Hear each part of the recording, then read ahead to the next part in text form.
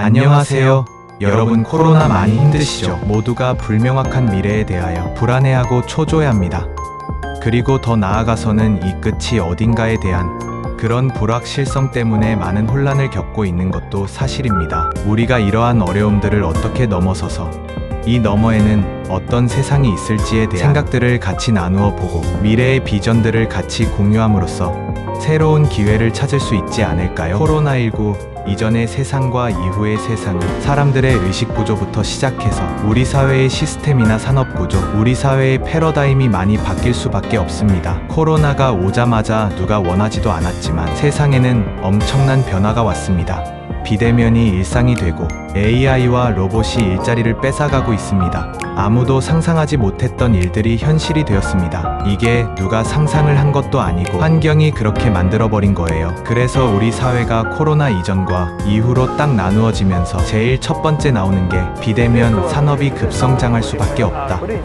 그동안 아이디어로만 생각하고 있었던 비대면 산업이 급성장하기 시작했습니다. 그래서 여러분들의 비즈니스 모델도 적극적으로 비대면 산업에 준비를 하고 변화하고 적응해 나가야 되는 거예요. 시대의 대세는 그 누구도 막을 수 없습니다. 이제 코로나 이전과 이후로 완전히 바뀌기 시작해요. 여러분, 코로나 같은 팬데믹 어제 오늘의 이야기가 아니에요. 14세기 1300년대에도 이와 같은 엄청난 팬데믹이 있었어요. 중앙아시아에서 이상한 바이러스가 발병해가지고 실크로드를 타고 유럽으로 들어갔어요. 그래서 유럽 사람 3사람 중에 한 사람이 죽었어요. 사람 얼굴이 새까맣게 타서 피를 토하고 죽는 흑사병, 공식 병명은 패스트예요.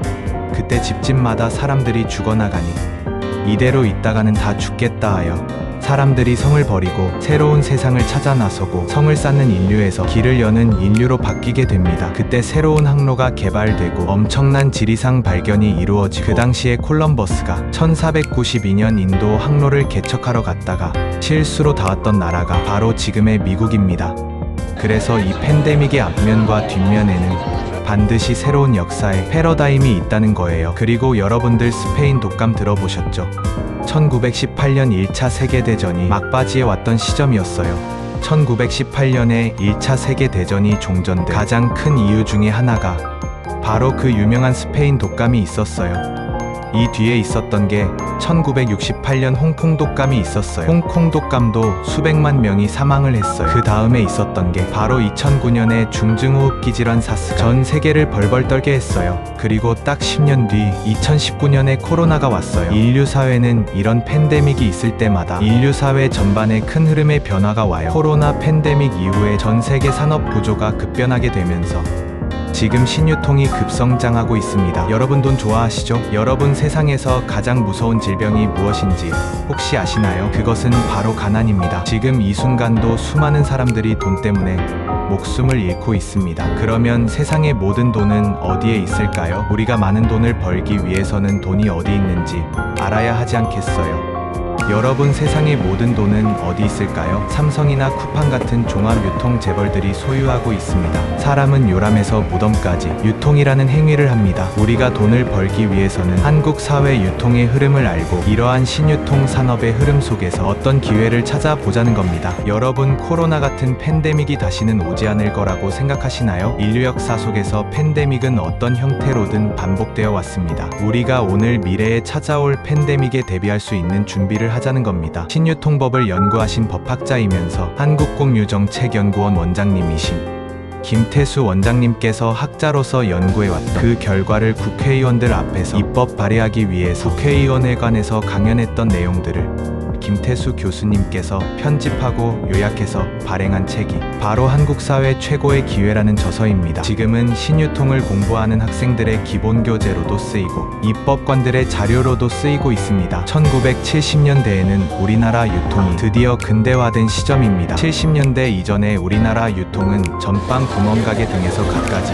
생필품을 유통하였습니다. 미국에서는 1950년대 전쟁 물자를 생산하기 위해 만들었던 플라스틱 제품들이 생필품으로 만들어지고 이것을 유통시키기 위하여 미국에서 슈퍼마켓의 원형이 만들어졌는데 미국에서 유행하던 슈퍼마켓을 60년대에 일본에서 가져왔고 이것을 70년대에 한국에 가져오면서 드디어 한국의 유통이 근대화됩니다. 근대화 슈퍼체인이라는 이름으로 한국에 들어왔는데 훗날 근대화 슈퍼체인이 신세계 그룹의 모태가 되고 오늘날 신세계 그룹이 됩니다. 70년대가 딱 지나고 80년대가 되니까 슈퍼에서 돈을 번 재벌들이 무엇을 만들기 시작하느냐, 백화점을 만들기 시작해요. 그래서 80년대에는 우리나라 경제가 급성장하던 시점이어서 백화점에서 쇼핑하고 명절이면 선물하고, 그래서 전국 단위로 백화점이 급성장합니다. 90년대 한국의 유통이 또 한 번 도약을 해요. 마트가 전국에 만들어지기 시작하면서 이마트부터 시작해서 전국의 마트가 만들어집니다. 2000년대로 가면서 마트에서 또 다른 변화를 줘요. 홈쇼핑이 딱 들어왔어요.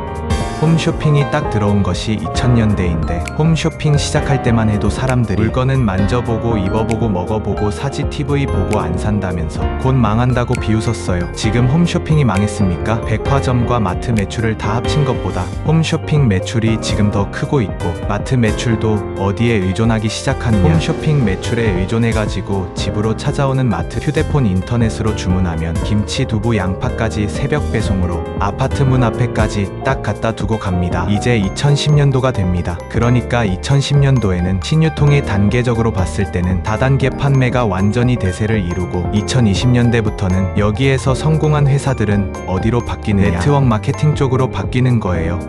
네트워크 마케팅과 다단계가 도대체 뭐가 다르길래 여기서 이쪽으로 바뀌는데 10년이나 걸리느냐? 달라도 너무 다릅니다. 정부에서는 홈쇼핑 다음 세대에 들어올 100조 규모의 엄청난 신유통 시장을 마냥 단속만 해서는 안 되겠다고 생각하고 9년 2월 5일 다단계 판매를 합법화시킵니다. 다단계 판매 허가를 받기 위해서는 대통령령이 정하는 조건을 갖추어야 한다고 기록되어 있습니다. 다단계 판매는 방문 판매 등에 관한 법률 제2조 5호에 보면 주어 목적어 동사가 판매업자입니다. 그러니까 세일즈맨입니다. 방문 판매법에 보면 재화와 용역을 판매한다고 되어 있어요. 상대방에게 판매를 하거나 또는 하위 판매원을 모집해서 그 사람들을 교육시켜서 판매하게 하는 거예요. 여기에서 3단계 이상의 하위 판매원들로부터 올라오는 각종 수당을 받아가는 유통을 다단계 판매라고 해요. 닮은 것 같은데 너무 달라요. 사람들은 네트워크 마케팅은 다단계의 또 다른 이름이라고 얘기해요. 법적으로 완전히 달라요. 정말 무식하면 용감하다고 법으로 따져보자고요. 다단계 판매와 네트워크 마케팅은 서로 법조항부터 다르고, 그러니까 바꾸어 말하면 태생부터 완전히 달라요. 네트워크 마케팅은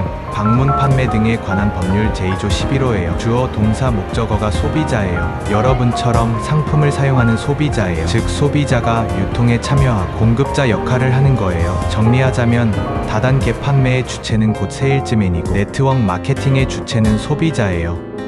여러분 1988년 88올림픽 아시죠? 그때 외국에서 신유통이 들어왔는데, 그런데 그 당시 우리나라가 이걸 받아들일 수 있는 체질이 아니었어요. 올림픽이 열리는 나라 같으면 적어도 국민소득이 15,000불이 된다는 얘긴데 이때 우리나라 국민소득이 7,800불이었어요. 그러다 보니까 9시 뉴스에 다단계 사기, 피라미드 사기 사건들이 터지기 시작합니다. 사실 홈쇼핑 다음에 들어와야 할 직판특판이 이게 백화점 시대에 들어와 버리니까 유통에 왜곡이 생긴 거예요. 선진국 기준의 유통구조로 봤을 때 다단계 판매야말로 홈쇼핑 다음으로 넘어가야 할 엄청난 규모를 가진 신유통 시장인데, 무려 100조에 달하는 이 시장을 단속만 해서는 안 되겠다고 생각한 정부는 부랴부랴 신유통법을 만들어서 다단계 판매를 합법화시키면서 외국 자본으로부터 국내 시장을 보호하기 위하여 마트를 신유통법에 포함시킵니다. 이때 마트가 동네 골목상권을 장악하게 되면서 마트가 한창 번창할 때에